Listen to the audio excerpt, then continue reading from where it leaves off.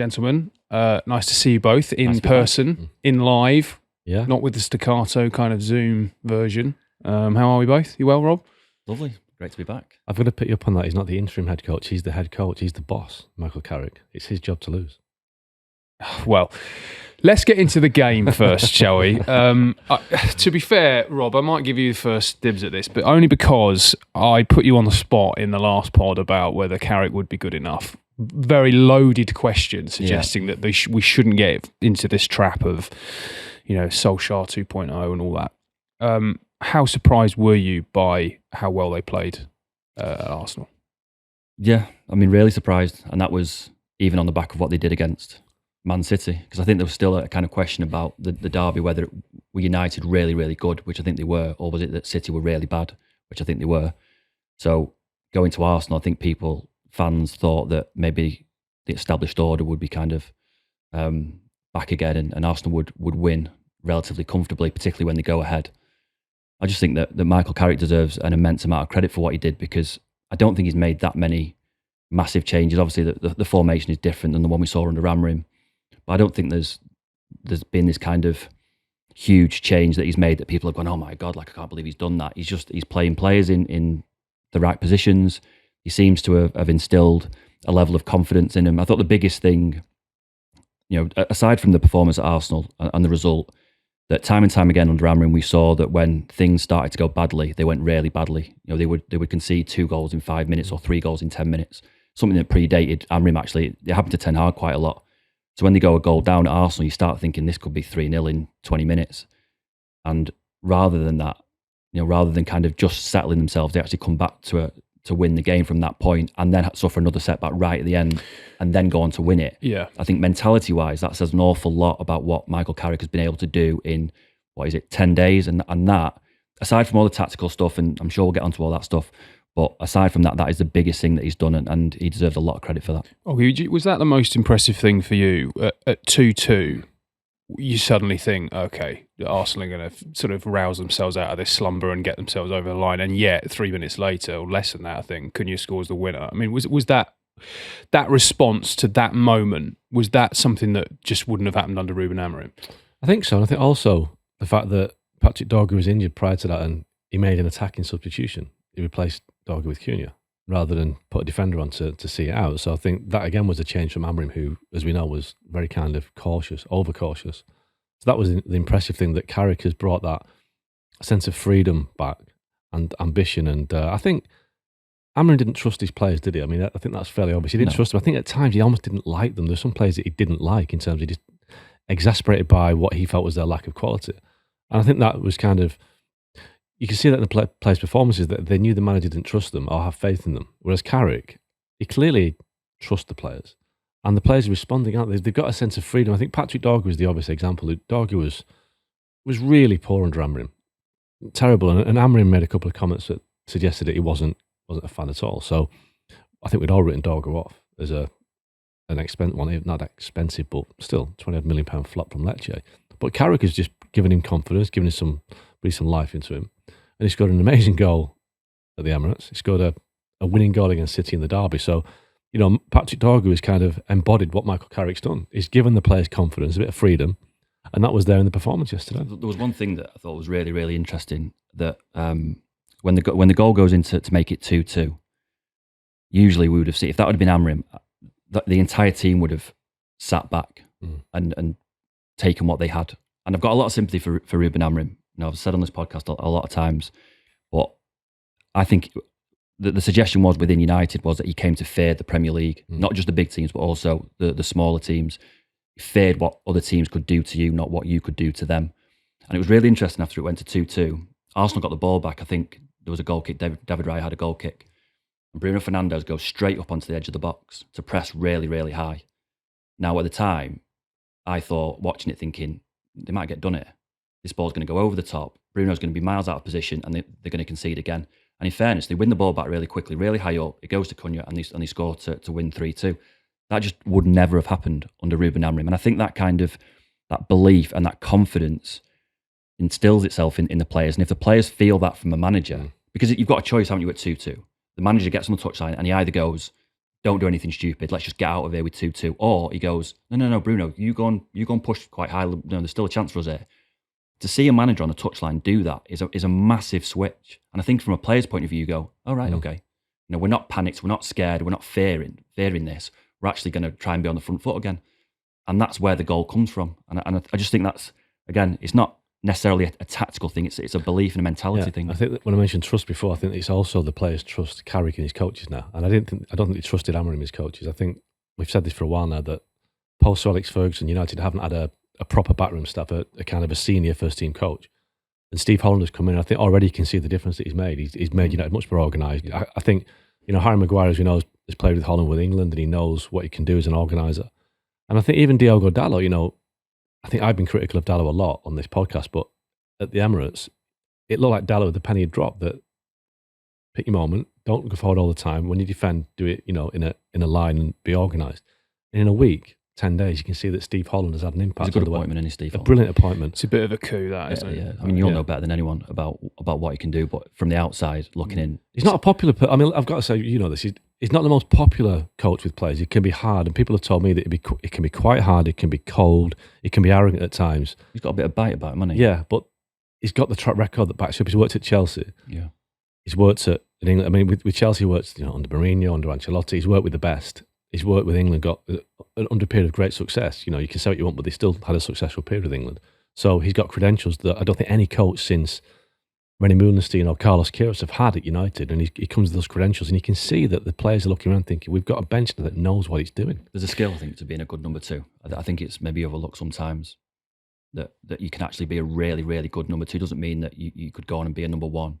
But, you really know how to operate in that number two role. And it's interesting that the dynamic with him and Southgate appears to be quite similar to the one with Carrick. I mean, Carrick and Southgate seem sort of personality-wise quite similar. So maybe they need someone like Steve Holland next to them who's got that kind of edge. Yeah, from what I'm told about his time with England in particular, that players would sort of say they always knew where they stood. They might not have liked it, they might not have agreed with it, but they always knew where they stood. And there was a clarity of message, which I think is really important.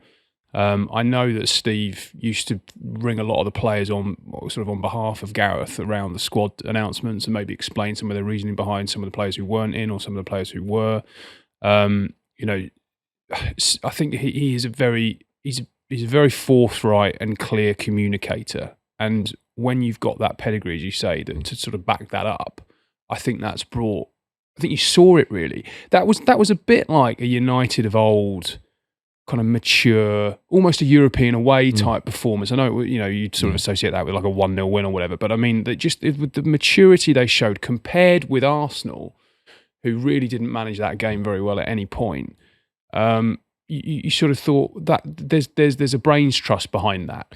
And that's, credit to the coaching staff and the work that they've done in a week. To that point though, Rob, Ruben Amorim's reputation took a bit of a battering during 14 months at United, as it took an even bigger battering the 2 games since he's left, because it's like, well, what were you doing? What was Ruben Amorim doing that made this team so inhibited and so poor? I mean, obviously, it's only 2 games, we know that, but it's 2 games against Man City and Arsenal. So Ruben Amorim must look at himself thinking, I was so stubborn, I was so inflexible, my coaching staff weren't good enough. Or does he? No, I mean, I have got a lot of sympathy for Amorim, because I do think it's unfair to hire a 3-4-3 coach and then not give him the players necessary to play that system. I mean, it was no surprise that he came in and wanted to play like that. Abandon the system and go back to be pragmatic. Yeah, I mean, what I would say is there's, as great as Carrick has done, there is a long way to go. And not to take anything away from beating City and Arsenal, because I don't want to do that at all, but Amorim occasionally had good results against big sides. The issue that Amorim had, and again, it predates Amorim, it goes back to Ten Hag and even Solskjaer, was when teams come and defending a low block, they just couldn't find a way to break them down. Now, United's next games are Fulham at home, Tottenham at home, West Ham away, Everton away, Palace at home. Those teams are not going to play on the front foot in the way that City have tried to do and Arsenal tried to do at the Emirates. So it's a completely different challenge. Now, if United were to go play Fulham at Old Trafford on Sunday and win 3 or 4 because Carrick has just let them all off the leash, I think then you can start thinking, well, okay, Amorim just wasn't getting enough out of these players. It would be interesting to see how Carrick approaches those games, because this has been an issue for Man United teams for the best part of 5 or 6 years. They just haven't been able to break down teams who don't want to play on the front foot. And the next, what is that, 1, 2, 3, 4, 5 games. They've got Newcastle away on March the 4th. So the 5 games before that will tell you an awful lot about what kind of changes Carrick has instilled and whether this great run of form, obviously 2 massive wins, can be built upon. Is that guy going to get his hair cut, do you think? Are we getting to five wins? Is that fan finally going to get his hair cut? It seems that way, doesn't it? Should do, shouldn't it? He might be disappointed. Wow. It was also interesting that we talked about this before the game, that just the summer of strikers with Benjamin Sesko and Victor Gyökeres, neither of them started that game. I wonder what odds you would have got in the summer when there was, a lot of fanfare for both arrivals, and, sliding doors moments. Each could have joined the other club. Both were interested in those 2 players at one time or another, and yet you fast forward to the end of January, massive game for both sides, and Sesko gets whatever it was, a few minutes at the end. Gyökeres got half an hour and just looked well short again. We talk about planning and long-term strategies and backing managers and all these sort of things, but I mean, those 2 deals it's just not worked out so far, have they? Not at all. And I do think part of it is it's so hard to come from a different country and be a centre forward in the Premier League.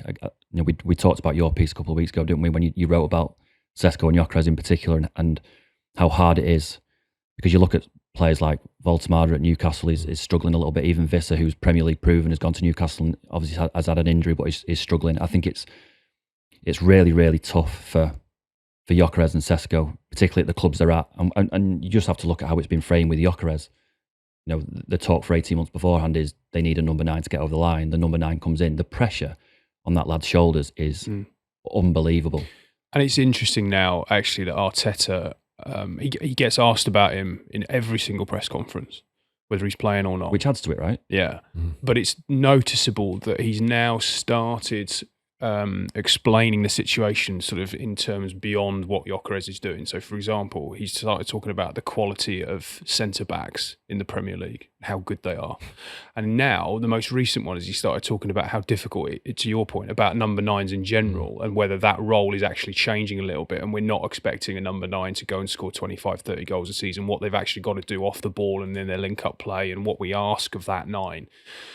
And what they can do to bring others into play is actually starting to redefine how we should judge those strikers. It's starting to get a little bit sort of word salad almost of trying to explain why their big number 9 signing is not working out. Because they're not good enough. Just before then, we get into Arsenal properly, because I know you've got a few things that you want to say, James. We're going to let you have the floor. You made it sound like a public statement. Just before we go onto Arsenal, Michael Carrick is obviously the man in control of that job at the moment. He's had 2 massive results. Is it his job to lose, do you think? Is there a chance that we might see Michael Carrick be the proper permanent manager in the summer? Yeah, I think there's obviously a chance. I mean, it'd be foolish of United not to consider him, because if he starts with wins against the 2 best teams in the country, Pep Guardiola said on Friday that Arsenal are the best team in the world, and they've gone there and won. So you have to consider him. I think what United have to avoid as well is that just because it didn't work out with Ole Gunnar Solskjaer in the end. Yeah. He did get into a runners-up spot in the Premier League one year. Yeah. It didn't work out with Ollie, but you can't say, well, it didn't work out for him, so it won't work out for Michael Carrick. They're completely different characters. Ollie didn't really have the coaching staff that Michael Carrick's brought in. I remember at the time, I think it was Ollie's last season, the club had basically gone to Ollie and said, look, we will bring you any coach you want to boost your team. And he said, no, I've got the best coaching staff in the world, in Michael Carrick and Kieran McKenna. Good coaches they are, but they weren't experienced. But Michael Carrick's addressed that, so that shows he's a different character.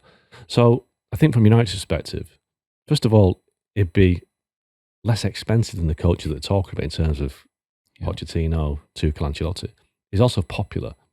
Happy to slot into a system. Yeah. Tuchel, maybe not. But it all boils down to success. Now, at the minute, success is great. 2 wins out of 2. The style of football is Man United's style of football.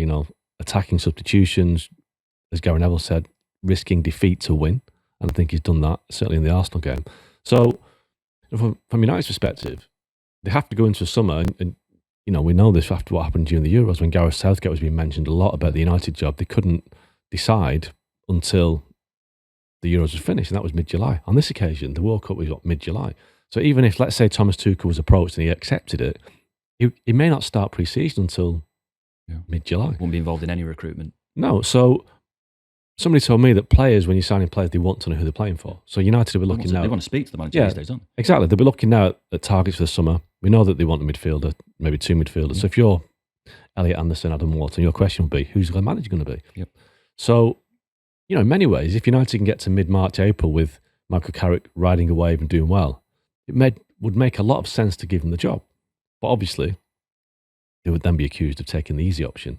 It has to be dependent on results and performances and other factors. But I do think it has to be a contender, because if he does well and gets him into the Champions League, then why would you throw all that away and risk an appointment that has a CV like Thomas Tuchel? Great, but let's be honest, he doesn't manage upstairs very well, does it? No. So I think he's definitely a contender. I mean, it has to be. The sense I get is that the bar for Michael Carrick to get the job is really, really high, higher than it was for Solskjaer when he got it, because they're so conscious of the narrative around giving it to Solskjaer temporarily. And how high though? Champions League qualification? Well, and that's the question. It can't be much higher than beating City or an Arsenal away from home. And I still think qualifying for Europe is a big win for United from where they were. So to me, that would get him in the running. But I think United internally are thinking that the bar is really high, because what the last thing that they want is to be seen to be riding on a wave of emotion with Carrick. The away fans at the Emirates singing Carrick's song and we're going to win the league and all this kind of stuff, and Carrick at the wheel, all that. And then December next season comes and United have lost 5 of the first 8 games. And everyone goes, I told you it wasn't going to work. You should have got Tuchel in the summer. And then that ship has sailed. What do you think? I think the bar is high. I wouldn't give it to Michael Carrick. Even if they get in the Champions League? No, even if they get in the Champions League. I just think that, and I like Michael Carrick. Seems like a nice guy. I don't know him personally, but I've covered him a bit when he was playing for England. But I just think they've got to be aiming higher. Michael Carrick, as good as, and I know this feels counterintuitive, speaking shortly after they've just beaten Arsenal and City, but he's not going to bring the good times back long term. He might give you that feel-good factor for a while, but I think, this summer is going to be such a pivotal summer for so many clubs, because there's going to be so many managers, top managers available. And if United were to just miss out on that carousel again, I think they'd be looking at it come Christmas time, thinking, we weren't brave enough here. And they only need to look at their own recent history to find the warnings of being duped like this. But they tried everything. They tried the big manager with Mourinho, Van Gaal. They tried the old play with Olley. They've tried the next big thing without Ten Hag. They have tried everything. They haven't tried everything. What have they not tried? Buying better players. Well, that's the thing. But that doesn't matter who the coach recruitment hasn't been good enough. And you've seen so many managers complain about that. And if they can get the recruitment right, then the head coach position is, still very important, but it's slightly less important. So why can't Michael Carrick succeed with better recruitment? Because I don't think that he's got the pedigree and the tactical acumen to win the biggest trophies in the game.